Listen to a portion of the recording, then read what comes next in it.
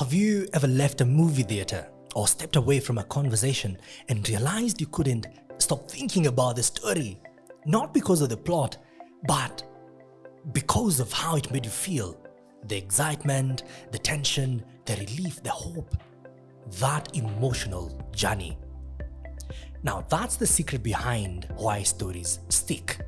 Today we're going to explore the emotional arc, the hidden structure that makes stories unforgettable.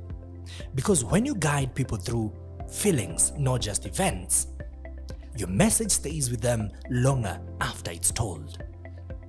Every story starts with somewhere familiar. Life is stable, comfortable, predictable. This is called the positive baseline.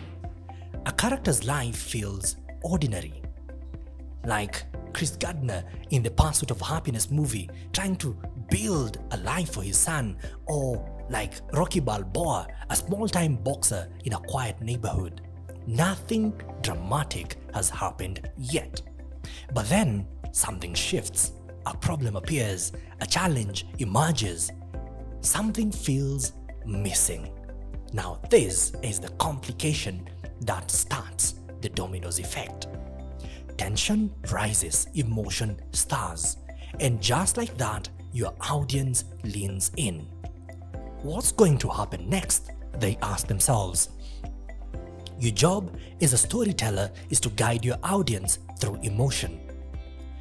The complication grows and tension rises, then comes the crisis, the emotional peak. Everything feels uncertain, the stakes feel high, fear, doubt or frustration reaches its height. Pursuit of Happiness, Chris Gardner, case in question. He sleeps in a subway bathroom. Rocky Balboa faces the heavyweight champion in the ring. These moments force a decision, and that decision leads to the next stage, the climax. The climax is a turning point. Fear becomes courage, doubt becomes determination. A choice is made that moves the story forward. Then comes the release. The tension eases, hope appears, progress becomes visible. The audience can finally breathe. Finally, we reach what feels like a new normal. The character returns, changed, wiser, transformed. The audience sees the lesson, the growth, the meaning behind the journey. Now let's use another example. Imagine a story about changing careers. Positive baseline, a stable job that looks good on paper. The complication?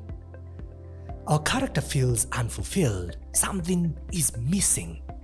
The crisis, the realization then hits.